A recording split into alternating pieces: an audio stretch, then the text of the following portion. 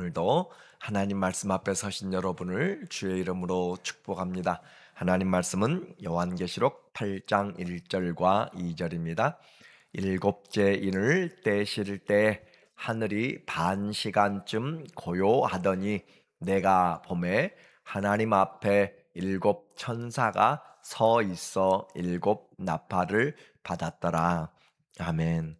일곱째 인과 나팔들에 대하여서 오늘 말씀을 같이 나누려고 합니다.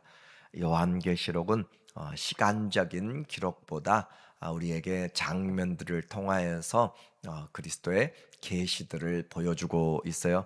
우리가 좀 생각을 좀 해봐야 될 것들이 1장부터 3장까지 계시가 임하고 있습니다. 그래서 pat모섬에 있는 요한에게 인자 되신 그러나 영광의 주님이 성령으로 주의 날에 감동되어서 그 주님이 말씀하시는 것을 보게 돼요. 일곱 교회에 대한 메시지가 2장부터 3장까지 있었습니다. 4장에서는 장면이 바뀌어서 또 내가 보니 하늘에 열린 문이 있었고 그 열린 문에 첫 번째로 보이는 것이 바로 보좌가 있고 그 보좌에 앉으신 분이 있어요. 그리고 그 보좌를 중심으로 해서 24장로들과 또 천사들이 있는 것을 보게 됩니다. 물론 성령의 일곱 영도 함께 있게 되고요. 그래서 네 생물들이 보좌 앞에서 하나님을 찬양하고 24장로들이 하나님을 찬양하는 것으로 그렇게 4장은 그렇게 찬양이 확장되고 이제 5장에 보니까 또 내가 봄에라고 그렇게 시작하고 있어요. 그래서 매 장마다 내가 봄에라고 그렇게 시작하고 있는데 그 보니까 5장에서는 하나님이 오른손에 일곱 그 인이 있는 두루마리를 들고 있는 것이 5장의 내용입니다. 그리고 아무도 그것을 열 자가 없는데 사도 요한이 그것 때문에 울고 있었고 장로 중에 한 사람이 그것을 열 사람 바로 일찍 죽임을 당한 어린 양이고 또 유다 지파의 사자가 이기셨다라고 그렇게 이야기해요. 그래서 그 이기셨다는 것을 통하여서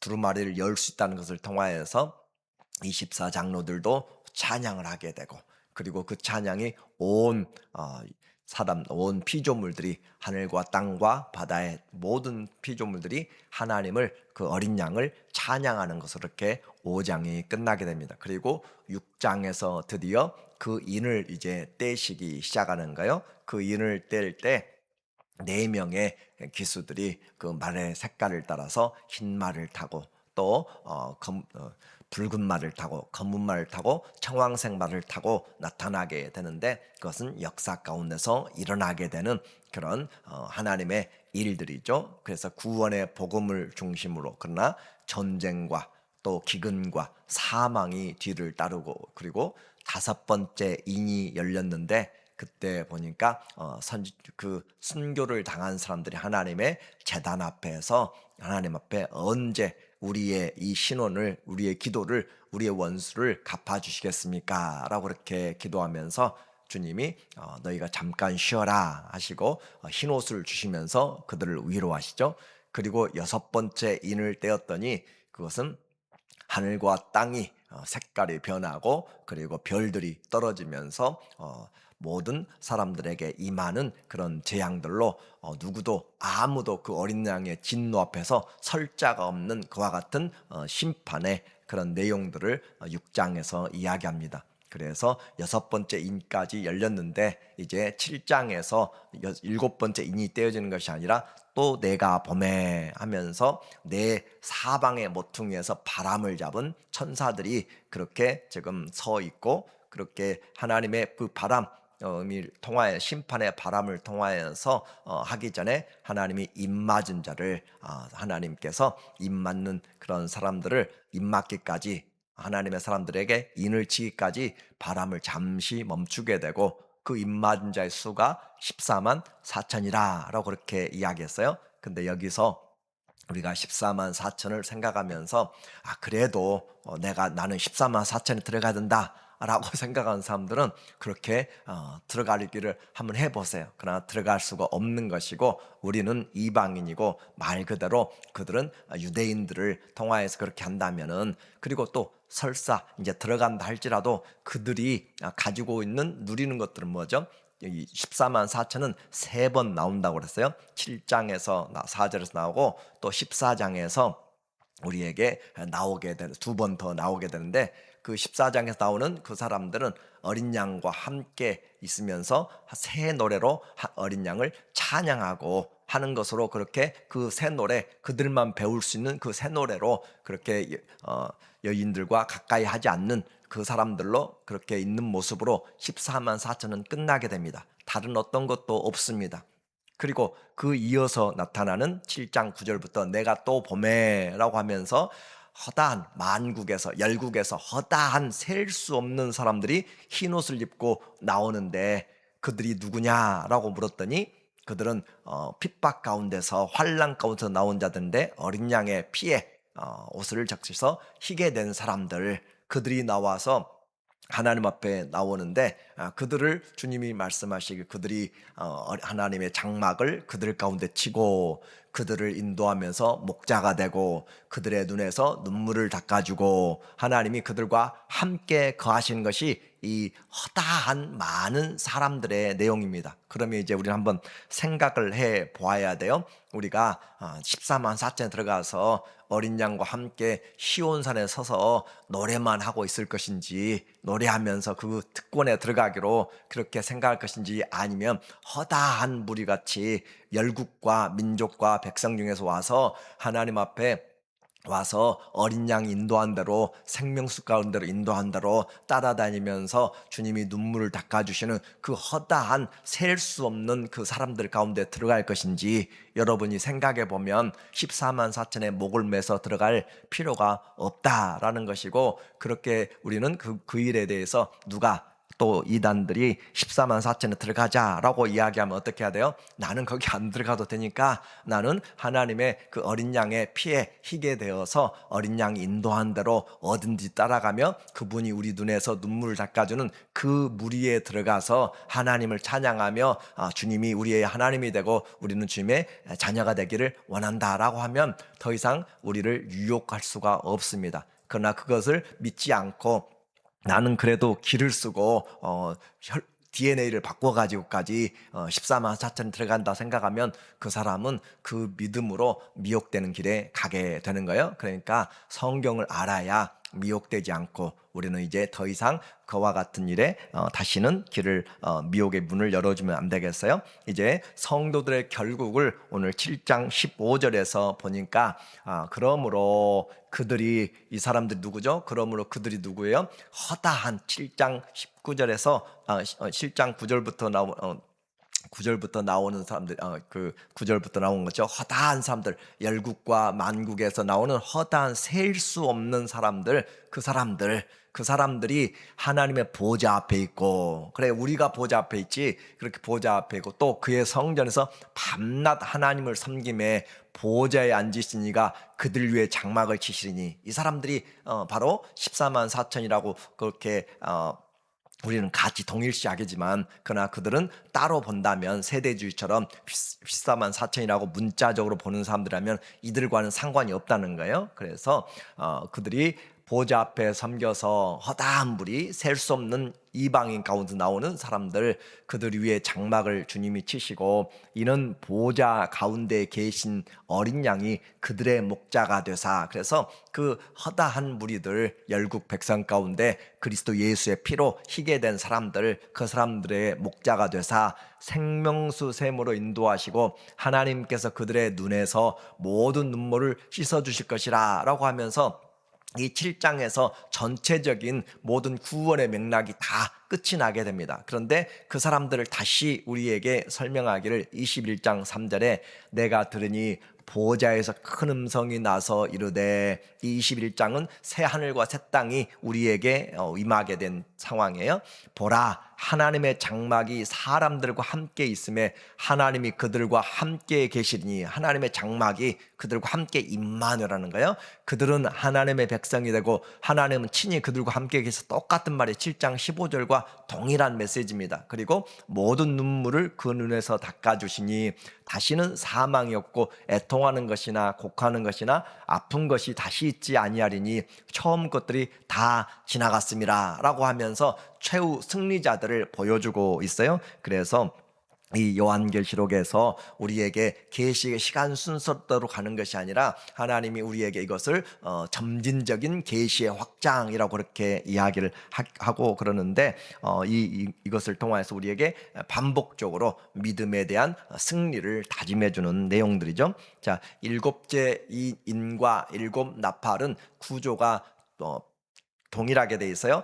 첫 번째 4개, 4 플러스 3이 7이죠. 그래서 첫 번째 인이 4개가 떨어지고 그 다음에 나중에 3개의 인을, 그리고 나팔도 4개의 나팔이 먼저 부러지고 3개가 나중에 화가 있도다라고 하면서 3개의 구조로 그렇게 돼 있어요. 그래서 오늘 이제 우리는 4개의 말탄 기수들을 이미 보았고, 또 5번째 하나님의 보좌 앞에서 기도하고 있는 순교자들의 기도를 우리가 5번째 인에서 들었고, 6번째 하늘과 땅과 별들이 흔들리면서 하나님의 진노, 하나님 어린 양의 진노가 쏟아지는, 그래서 누가 하나님 앞에 서리오, 어린 양의 진노 앞에 서리오 라고 하는 그 질문에 7장에서 말하는 그 하나님의 입맞은 자들을 우리에게 이야기했어요. 그러니까 제가 자꾸 이 이야기를 앞으로 하게 되면 여러분이 그 요한계시록의 그림을 좀 생각할 수가 있을 것이에요.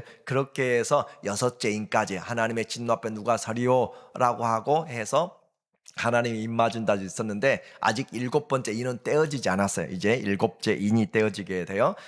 오늘 8장 1절 말씀에 보면 이 일 후에, 그러니까 어린 양이 그 허다한 무리들을 인도하시고 그들의 눈물을 닦아주고 있는 그 장면이 끝나고, 이 일 후에 내가 내 천사가 땅 내 모퉁이에 선 것을 보니 사방에 바람을 붙잡아 바람으로 하여금 땅에나 바다에나 불지 못하게 하더라. 제가 이것을 지금 8장 1절인데 제가 지금 8장 1절을 읽어야 될 것 같아요. 8장 1절에 보시면은 7째 인을 떼실 때라고 그렇게 되어 있어요. 그래서 7째 인을 떼실 때 하늘이 반 시간쯤 고요하더니, 그래서 여러분이 성경을 8장 1절을 보면 7째 인을 떼실 때라고 그렇게 되어 있는데, 하늘이 반 시쯤 조용했다라고 그렇게 이야기해요. 그래서 7째 인을 뗄 때 반시 한 30분 정도 조용하다. 그러니까 침묵 가운데서 새로운 하나님의 그 일이 시작되는 거죠. 하늘이 반 시간쯤 고요하더니 내가 보매 하나님 앞에 7 천사가 서 있어 7 나팔 받았더라. 그러니까 7째 인을 떼면 그 인은 또 다른 것이 아니라 7째 인 안에 7개의 나팔이 들어있어요. 그러니까 이렇게 생각하세요. 봉투가 7번째 봉투가 있는데, 7번째 봉투를 열었더니 그곳에서 나오는 것이 7 나팔이 나왔다라고 그렇게 생각하시면 되는 거예요. 그래서 7째 인을 떼었더니 내가 보매 하나님 앞에 7 천사가 서 있어 7 나팔을 받았더라라고 하면서 7째 인 안에 뭐가 있어요? 7째 나팔이 들어가 있어요. 그래서 7째 나팔이 이제 불리기 시작하는 거죠. 그렇게 해서 이 나팔이라는데, 이 나팔이 부러지면서 함께 또 우리에게 말하는 것은 하나님이 이 모든 일들은 기도와 함께 이루어진다. 3절에 보니까 우리에게 말하기를, 8장 3절 말씀에 보면 또 우리에게 다른 천사가 와서 넘겨주시면 돼요. 뒤로 넘겨주시면은 8장 3절에 또 다른 천사가 이게 8장 3절 맞아요. 8장 3절인데 또 다른 천사가 와서 제단 곁에 서서 금향로를 가지고 많은 향을 받았으니 이는 모든 성도의 기도와 합하여 보좌 앞 금제단에 드리고자 함이라 하면서 7째 인 속에 그 나팔들이 보였는데, 그 막간에 우리에게 뭘 보여주냐면 기도에 대해서 보여주고 있어요. 그래서 천사가 향을 받았는데 모든 성도의 기도와 합하여 보좌 금제단에 드리고자 함이라. 향연이 성도의 기도와 함께 천사의 손으로부터 하나님 앞으로 올라가는지라. 천사가 향로를 가지고 제단에 뿔을 담아다가 땅에 쏟음에 우레와 음성과 번개와 지진이 나더라라고 그렇게 말해요. 이와 같이 하나님의 그 모든 행정, 모든 일들 가운데 성도들의 기도를 통하여서 이루어지고 있음을 우리에게 말씀하고 있습니다. 그래서 천사들의 손을 통하여서 올라가지만 그러나 중보자는 예수 그리스도예요. 그래서 로마서 8장 34절에도 우리에게 누가 정죄하려 죽으실 뿐 아니라 우리를 위해서 다시 살아나신 이는 그리스도 예수이시니 그는 하나님 보좌 우편에 계신 자요 우리를 위하여 간구하시는 자신이라 라고 그렇게 말씀하시죠. 그래서 천사는 구원의 수종자입니다. 그리고 그 천사들을 통해서 하나님이 일하시고 불꽃으로 또 바람으로 그렇게 사용하시는 것이죠. 시편 103편 20절에 보면은 능력이 있어 여호와의 말씀을 행하며 그의 말씀의 소리를 듣는 여호와의 천사들이여 여호와를 송축하라. 그래서 천사들이 하나님의 모든 우주의 모든 곳에서 하나님이 이 천사들을 통하여서 일하신다라고 그렇게 말씀하고 있고 그리고 그에게 하나님께 수종하며 그의 뜻을 행하는 모든 천군이여 여호와를 송축하라. 그러니까 천사들은 하나님의 일을 행하면서 하나님의 뜻대로 이루어지도록 그리고 하나님을 송축하고 천군은 또 무장한 사람들이죠. 그 천군들은 여호와를 찬양하면서 그 뜻을 행하면서 싸우는 그리고 여호와의 지으심을 받고 그가 다스리시는 모든 곳에 있는 천사들 천군이여 너희는 여호와를 송축하라. 내 영혼아 여호와를 송축하라. 그렇게 하면서 우리에게 천사들의 그 일과 목적을 분명하게 이야기해줘요. 그래서 오늘 두 가지를 이야기합니다. 하나님의 일들이 이루어지는데 성도들의 기도가 있는 것이고 그리고 그 기도를 천사들이 하나님께로 받아서 응답하는 결과들로 나타나게 되는 거예요. 이렇게 해서 예수님이 기도할 때도 천사가 나타나서 힘을 도우시니까 더욱더 힘써서 기도하는 것처럼 우리는 보이지 않는 이와 같은 영적인 상황들을 잘 보고 우리가 해야지 그렇다고 천사들을 숭배하거나 그렇게 하면 안 되는 거예요. 천사는 히브리서 1장 14절인 것처럼 모든 구원받은 자들을 위하여서 섬기라고 보내신 받은 영이 섬기는 자들이지 우리가 섬기는 것이 아니라 그들이 구원받은 우리를 섬기는 거예요. 그래서 하나님의 말씀을 듣는다. 이제 나팔이 울리기 시작합니다. 나팔은 우리에게 구약 성경에서 나팔은 하나님이 강림하실 때 또 백성들을 모을 때 또 전쟁을 선포할 때 또 명절에 또 희년에 나팔들이 그리고 제사를 하나님 앞에 올리고 그 제물 위에서 나팔을 불었어요. 그리고 신약에서 이 나팔은 데살로니가전서 4장 16절에 보면 주께서 호령과 천사장의 소리와 하나님의 나팔로 친히 하늘로부터 강림하시리니 그리스도 안에서 죽은 자들이 먼저 일어나고 그래서 하나님의 나팔을 지금 이야기를 하고 있고 고린도전서 15장 51절에 보라 내가 너희에게 비밀을 말하노니 우리가 다 잠잘 것이 아니요 마지막 나팔에 데살로니가전서는 하나님의 나팔로부터 주님이 재림하시고 그리고 고린도전서 15장 51절에는 마지막 나팔에 순식간에 호련히 다 변화되리니 마지막 나팔 소리 그리고 52절에 나팔 소리가 나매 죽은 자들이 썩지 아니할 것으로 다시 살아나고 우리도 변화되리라 라고 그렇게 이야기해요. 그 나팔 또 마태복음 24장 29절에 그날 환난 후에라고 그렇게 이야기를 하고 있습니다. 또 이것을 또 다른 사람들은 유대인들만 환난 받고 우리는 아니다라고 그렇게 세대주의적으로 해석하는 사람들이 있어요. 그러나 그것은 그렇지 않습니다. 그래서 그날 환난 후에 즉시 해가 어두워지며 달이 빛을 내지 아니하며 별들이 하늘에서 떨어지며 하늘의 권능들이 흔들리리라. 그러니까 우리는 이 요한계시록이나 마태복음 24장 25장 종말론이나 같이 연결시켜서 보면 분명해요. 그래서 그때 인자의 징조가 하늘에서 보이겠고 그때 땅의 모든 족속이 통곡하며 그들이 인자가 구름을 타고 능력과 큰 영광으로 오는 것을 보리라. 그가 큰 나팔 소리와 함께 천사들을 보내리니 그들이 그의 택하신 자들을 하늘이 끝에서 저 끝까지 사방에서 모으리라. 그래서 이 큰 나팔 소리와 함께 모여온다. 같이 모여든다. 그러니까 이것을 고린도전서에는 큰 마지막 나팔이라고 그렇게 이야기를 했고, 또 데살로니가전서에서는 하나님의 나팔 소리라고 그렇게 이야기를 했어요. 마지막 나팔, 큰 나팔, 그렇게 하면서 우리에게 나타나게 된다. 그래서 찬송가도 우리에게 있잖아요. 나팔 불 때라고 하는 그 말씀처럼 오늘 우리에게 이 나팔 한 번 부는 것이 아니라 우리가 말하는 첫 번째, 두 번째, 그런 마지막 나팔이 있어요. 그래서 큰 나팔 소리와 함께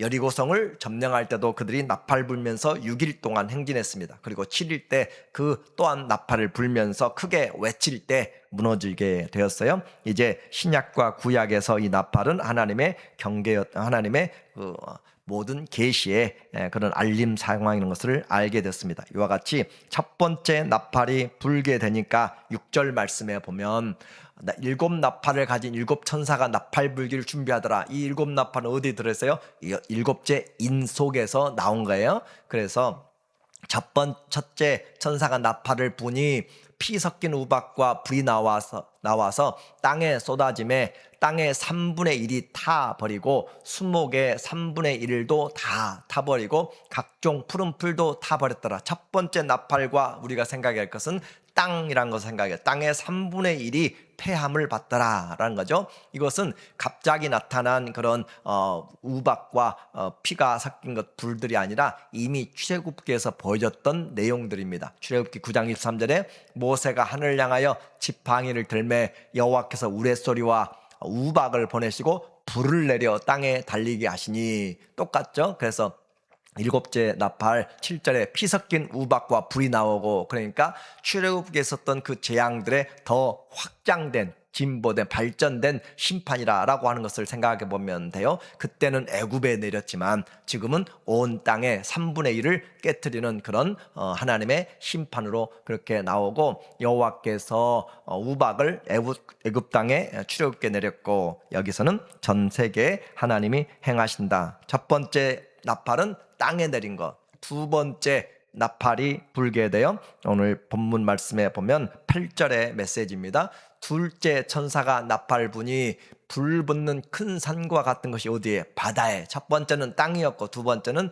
바다에 떨어짐에 바다 3분의 1이 피가 되고, 그래서 불 붙는 큰 산과 같은 것이 화산과 대지진을 통하여서 나타나는 것들이죠. 그렇게 해서 바다에 떨어짐에 바다의 3분의 1이 피가 되고 바다 가운데 생명을 가진 피조물의 3분의 1이 죽고 배들의 3분의 1이 깨지더라. 이것도 예레미야서 25장 36절에 그러므로 여호와께서 이와 같이 말씀하시되 보라 내가 내 송사를 읽고 너를 위하여 보복하여 그의 바다를 말리며 그의 샘을 말리리니 하면서, 이미 요한계시록은 그냥 갑자기 이루어지는 심판이 아니라 구약에 이미 선포된 내용들을 다시 우리에게 확인해 주면서 나타나게 됩니다. 그래서 세상의 악의 상징은 바벨론의 심판, 그와 같이 나타나게 되고, 셋째 나팔이 이제 불게 됩니다. 10절 말씀에 셋째 천사가 나팔을 부니, 첫째는 땅에 대한 것이었고 둘째는 바다에 대한 것이었고 셋째는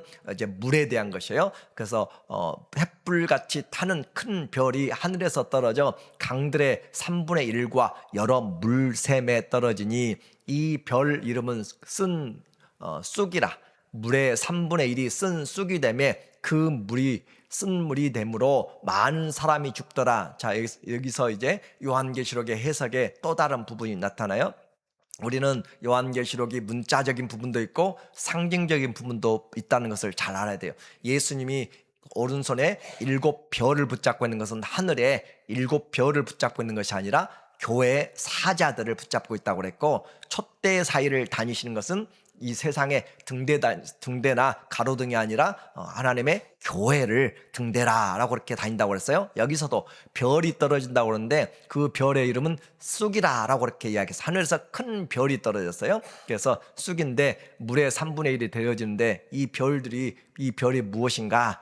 또 예레미야서 23장 15절에 보면 그러므로 만군의 여호와께서 선지자에게 대하여 이같이 말씀하시니라. 누구에 대해서? 거짓 선지자에 대해서 이야기하는 거. 선지자에 대해서 이야기하는데 보라 내가 그들에게 뭘 줘요? 쑥을 먹이며 독한 물을 마시게 하리니 이는 사악이 예루살렘 선지자로부터 나와서 온 땅에 퍼짐이라. 그러니까 여기서 별이 떨어진다라고 하는 것을 이 말세 하나님의 그 말씀이 왜곡되는 것으로 그렇게 요한계시록에서 지금 우리에게 예레미야를 통하여서 이야기를 하고 있어요. 그러니까 어떨 때는 하나님의 문자적인 것으로, 어떨 때는 상징적인 것으로 우리가 지혜롭게 잘 분별해야 될 필요가 있는데, 이 셋째 천사가 나팔을 부니까 영적인 하나님의 진리의 말씀들을 왜곡시키는 그 선지자에 대하여서, 그래서 그 물을, 왜 이 물이 그렇게 되는가, 이 물을 우리는 아주 중요한 거예요. 예수님께서부터 나오는 물은 어떤 물이죠?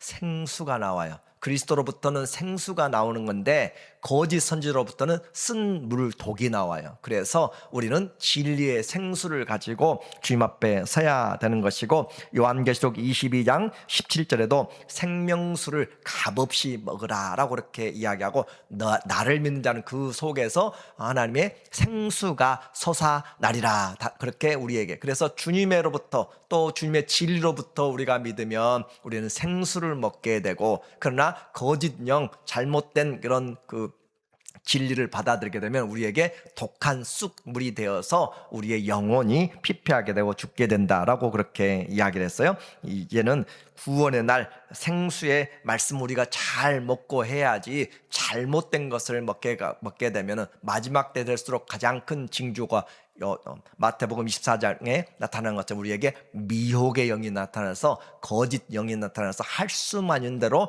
믿는 자들도 우리를 미혹시킨다라고 하면서 말씀의 왜곡을 이야기를 했습니다. 그래서 우리는 진리 안에서 잘 말씀 안에 거하여서, 또 기근이 오는데 아모스 8장 11절에도 이 땅에 종말에 기근이 오는데 마지막 때 물이 없어 가람이 아니고 양식이 없어 주림이 아니라 여호와의 말씀을 듣지 못한 기갈이라 라고 그렇게 이야기하고 있어요. 진짜 기갈은 먹고 마시는 물보다 더 중요하게 하나님의 진리를, 생수를 먹고 마시지 못함으로. 왜 그래요? 이 생수가 우리에게 구원을 주기 때문에. 그래서 이 말씀 얻기 위해서 동서로 남녀들이 바다를 건너서 말씀을 찾으러 다니지만 말씀을 얻지 못한다. 마지막 때 지금 말씀이 풍성한 것 같아도 때가 되면 점점 말씀이 닫혀질 때가 있기 때문에 우리는 하나님의 진리의 말씀으로 잘 준비를 해야 될 필요가 있다라고 이렇게 말씀하고 있습니다. 이제 오늘 네 번째 나팔 12절에 말씀을 하고 있어요.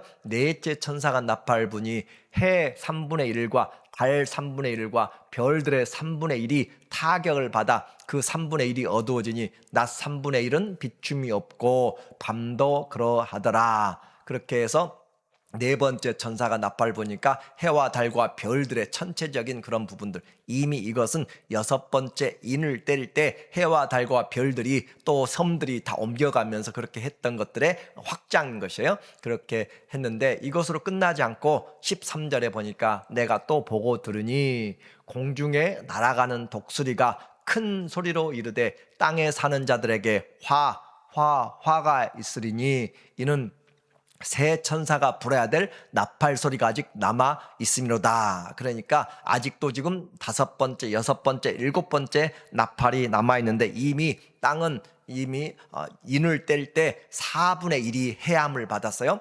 또 이 4분의 3이 남은 중에서 오늘 또 이 나팔을 불게 되니까 하늘과 땅과 이 모든 물들의 3분의 1이 해함을 받게 되었어요. 그러니까 이와 같이 되어지는 가운데 아직도 화가 지금 3개가 남아있다라고 이야기를 했습니다. 천체에 대한 심판이에요. 출애굽기 10장 21절 말씀에 보면은 출애굽기 10장 21절부터 23절까지 흑암의 재앙이 내려오면서 장자들이 마지막에 죽게 되는 그런 흑암의 재앙이 나타나는 것처럼, 이제 오늘 우리는 자연계와 이 복음의 그런 왜곡으로 인하여서 이 창조 세계를 하나님이 심판하는 가운데 우리가 지금 가져야 될 그러면 믿음의 자세는 무엇인가? 우리는 이 진리 안에 거해서 배도가 많이 일어날 것입니다. 나를 따르라고 하는 거짓 교사들이 많이 일어날 것입니다. 심지어 그들은 기적을 행하고 하늘에서 비를 내리고 불을 내리는 그런 이적도 행할 것입니다. 그러나 우리는 주의 말씀이 있는 곳에, 생수가 있는 곳으로 우리가 가야지, 그리스도가 없는 곳에, 또 왜곡된 곳에 가게 되면 안 되는가요? 그래서 이 말씀을 지키는 자가 복이 있다. 이와 같이 요한계시록을 우리에게 주는 것은 우리로 하여금 두려움이 아니라 이 말씀을 듣는 자, 읽는 자, 또 그 가운데 기록한 것을 지키는 자 복이 있다라고 그렇게 1장 3절에 이야기했잖아요. 그리고 또 14장 13절에 주 안에서 죽는 자들이, 이제 후로 주 안에서 죽는 자들이 복이 있다라고 그랬고, 또 16장 15절에 깨어있는 사람들, 깨어서 자기 옷을 지키는 자들이 복이 있다라고 이야기하시고, 19장 19절에 혼인잔치, 어린 양의 혼인잔치에 참여하는 자가 복이 있다라고 말씀하시고, 또 20장 6절에 첫째 부활에 참여한 자들이 복이 있다. 그리고 또 요한계시록 22장 우리에게 7절에 보니까 이 책의 예언을, 17절에 예언의 말씀을 지키는 자들이 복이 있고, 또 14절에 두루마리를 빠는 자들이, 예언의 말씀을 지키는 자 두 번씩이나 반복하고 있고, 또 어린 양에게 피에 옷을 빠는 자가 복이 있다라고 하면서 7번씩이나 복을 이야기합니다. 딱 7가지가 아니라 완전한 복을 이야기하는 거예요. 그러니까 이 계시록을 통하여서 우리의 믿음이 더욱더 든든해지고, 하나님 앞에 올바른 행시로, 성도들의 흰세마포는 성도들의 올바른 행실이라, 때가 될수록 더 좌우로 흔들리는 것이 아니라 하나님의 말씀 앞에서 깨어서 정신 차리고 근신하여서 기도하고, 또 서로 뜨겁게 사랑함으로 주님 앞에 받은 그 은사로 하나님을 기쁘시게 하는 그런 선에서, 쌓은 선에서 선을 쌓아가는, 거룩함에서 거룩함에 이르고 의에서 의에 이르게 되는, 주님이 오시는 날을 잘 준비하는 하나님의 사람들 되시기를 예수님의 이름으로 축원합니다. 아멘. 하나님 아버지, 우리에게 주신 말씀들을 잘 분별하게 하시고, 이 말씀으로 우리의 삶이 힘을 얻고 생명을 얻되 풍성하게 얻을 수 있도록 도와주시옵소서. 예수님의 이름으로 기도합니다. 아멘.